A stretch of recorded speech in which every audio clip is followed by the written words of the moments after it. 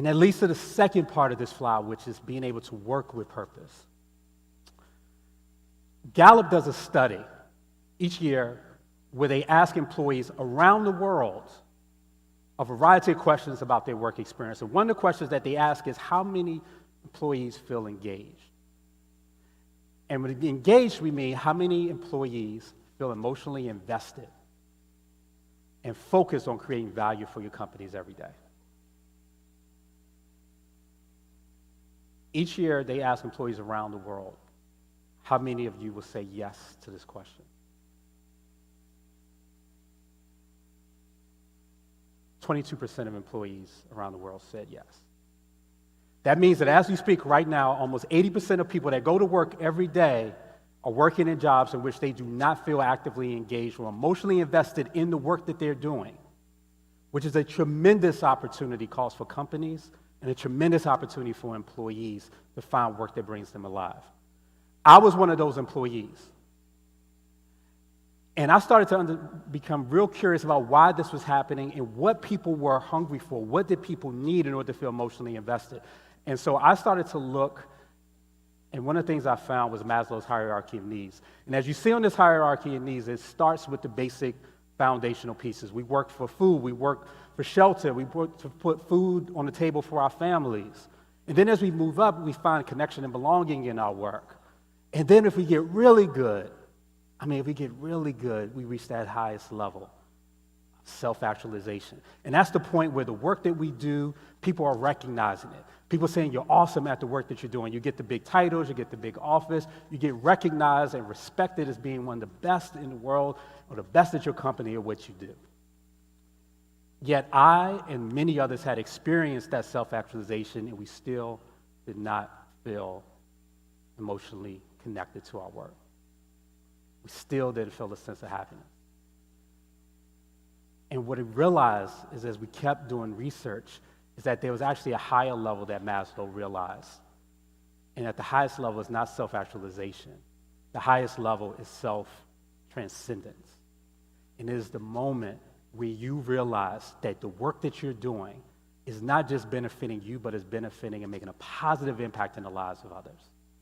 And when you experience self-transcendence, that's when you experience the power of purpose. A company that understands this is Unilever. So they operate with the purpose of making sustainability commonplace. And they were led by the former CEO, Paul Pullman, who has always talked about the power of purpose. And he says, I always passionately believe that the single most important attribute of a leader is to be driven by a deeper sense of purpose. And what they do is they bring that employee purpose to life with every employee across the company. So they have gone through a process of working with 60,000 of their employees and helping each of them find their own personal purpose and being able to connect it to the work that they do every day. Every employee gets the opportunity to do that, and here's an example of what that looks like.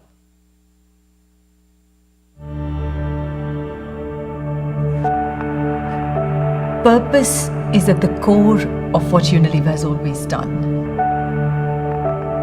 If you look at our history, Lord Lever never said that I'm making soap because I want to sell more soap and make more money. It was always about how do I make the communities around us happy, prosperous, healthy. It was saying how do we make the environment around us a great place? How do we make the world around us a great place? So to me, purpose is the very essence of Unilever. And being a purposeful business is an important part of being at Unilever.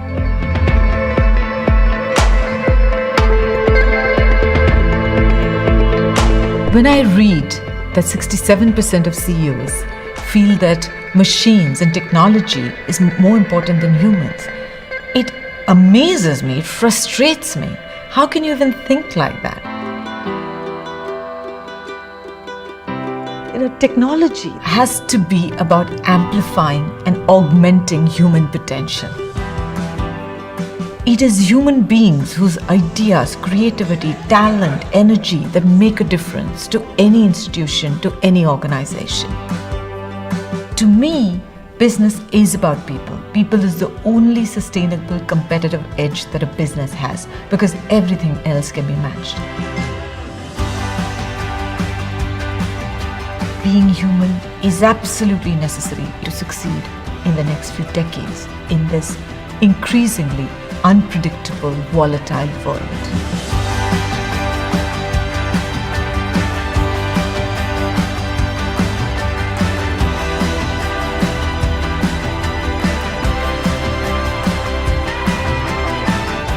When you know your purpose and you know why you get out of bed, why you do what you do, it gives you the energy, discretionary effort to have an even bigger impact. Companies with purpose last, brands with purpose grow, people with purpose thrive. To me, purpose gives you the anchor to be strong, to know what you need to do. Even if the world around you is uncertain, gives you a reason for why you're doing what you're doing. And when you do that, you can thrive in this uncertain world. You can feel like you can embrace the changes that are coming at you.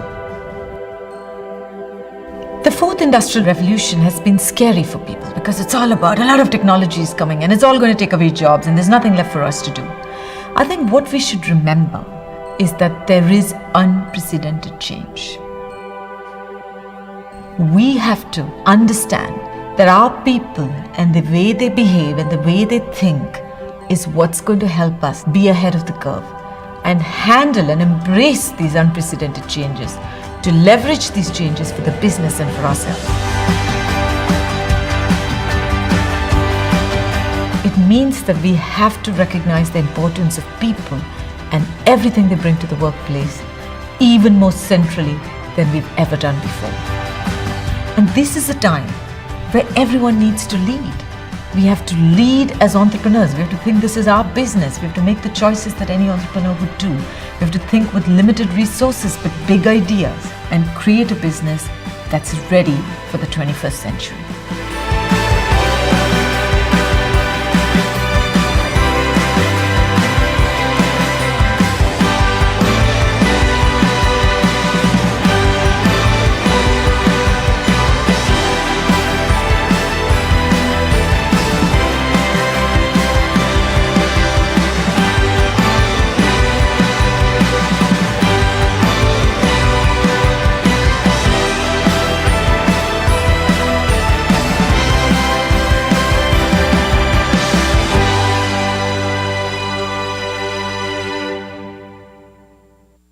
By helping their employees unlock the power of purpose in their lives, Unilever has been able to unleash the power of 60,000 employees to grow their business. Their brands are outperforming the market, the company has thrived, but more importantly, the people are thriving.